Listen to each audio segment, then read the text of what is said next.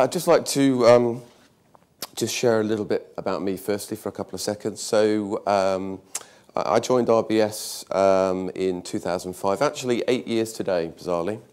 So I'm just beginning to wonder what I've been doing for the last 8 years. But and I work and are responsible for RBS Choice, which is the group's flexible working, agile working programme.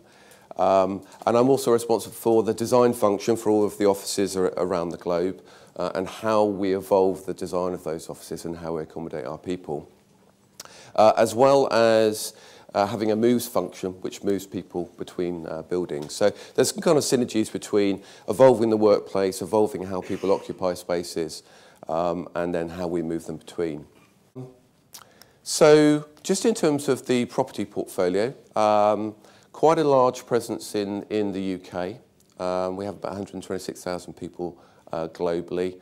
And as you can see, not an insignificant amount of money which we spend on our property portfolio per annum. So like any sensible organisation, we've been looking at how we make that a more effective tool for ourselves, how we reduce that and exit suboptimal properties in locations that we don't necessarily want to be in. But also, how do we use that space more wisely for our people? And this is where choice starts to have an impact.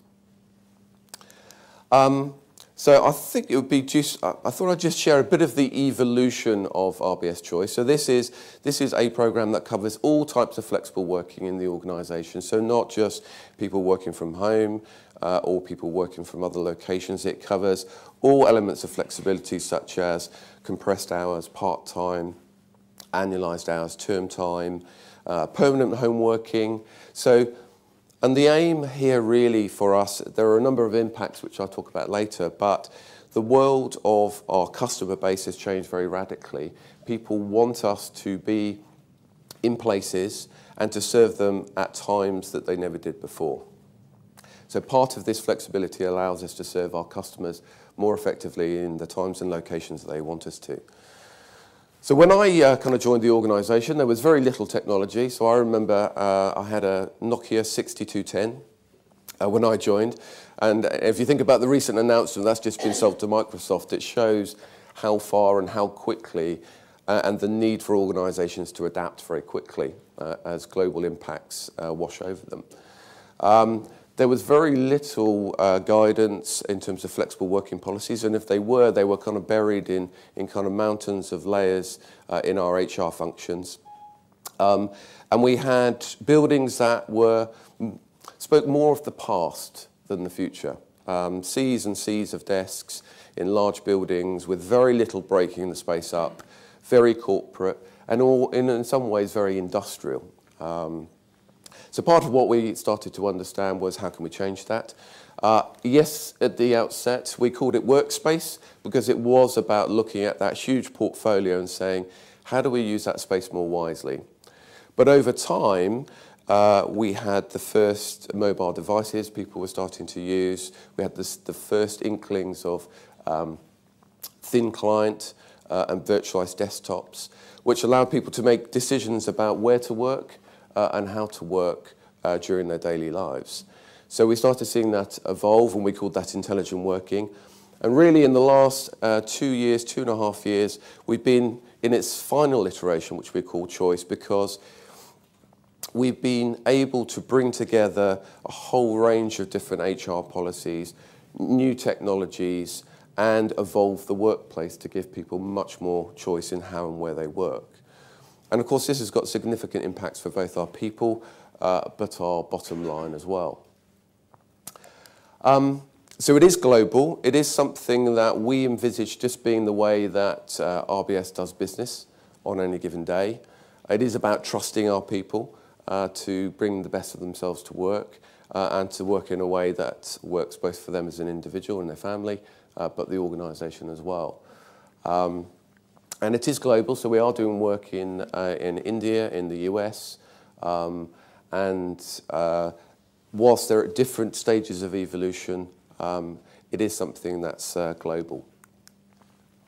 And the way that we've approached it is we kind of recognise that there are lots of various different aspects to this that needed to be thought about. One was the capability of the managers within the organisation. I'm sure a lot of you that perhaps are familiar with these types of programs recognise that there's a kind of layer of permafrost in the organisation sometimes where the people at the top of the organisation really want to do this.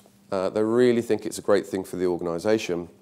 And of course the people that want that flexibility would like it as well. But there are managers that struggle to understand how that affects them as an individual, how it affects their team, and they don't necessarily feel equipped to be able to trust their people to work remotely or to understand the team dynamic that comes as a consequence of that. So a lot around developing capability and changing the culture in the organisation so that it's acceptable to do this on any given day. And what we recognised very early on, and we've made some howlers in our time, is about giving people the right tools and bringing that together in a kind of way that's cohesive for the individual. Previously, you'd have to go to HR to find the policies, you'd have to go to technology to find about what technology was available and what kinds of things that you could have in your properties. But what we discovered was that needed to be brought together because actually people are busy, managers want guidance that's specific to them, individuals want guidance about how to make the case for change to their line manager. And clearly technology was a main part of that, and we've seen it evolve from mobile devices to people having the ability now to use their own device. I've got a MacBook Air and I can go into the office and I can link through Wi-Fi. People have got iPads and iPhones which they can connect into the bank system. So the range of technology is much, much broader than it used to be. And therefore we've unchained people from the notion that they have to come into the office to do work. But clearly that needs to be communicated, and we work very hard to try and understand what the best methodology for that at an individual level, at group level. And through some of the initial challenges on some of the first projects, we recognised that actually it's more important to try and sustain the change once you've completed it, because people have a tendency to return to default settings after a period of time. The other elements for us also were around how do we know whether we've been successful? So what are the measurements that we might use to determine whether we've got to the right point, how far it's penetrated into the organisation? And it's very easy, I think, to get into the property metrics. It's very easy to determine how much space you've reduced, but how many more people are joining the organisation because that flexibility is available? How many people are leaving because perhaps in their part of the organisation it's not available? How many maternity leavers are we getting? How does it work with our diversity and inclusion agenda? So there's a whole range of kind of metrics that we need to put in place, which are very difficult to get at, actually. And then lastly, there's been the projects that we've done to enable this to happen. So what we call Pathfinder projects, where we're working with specific teams across the organisation and trying to understand what they want to get out of these types of projects. So is it cost? Is it the people agenda? Is it another thing that they need to do in terms of their locations? So that's the kind of approach we took to evolve the world of work within RBS, to evolve it from I come in and I sit at a piece of chipboard with 2 metal legs every day to I can choose where I work according to the role that I perform. So there have been, benefits. There have been things that have gone well. There have been some things that haven't gone so well, and we've learned quite some valuable lessons about how not to do things sometimes.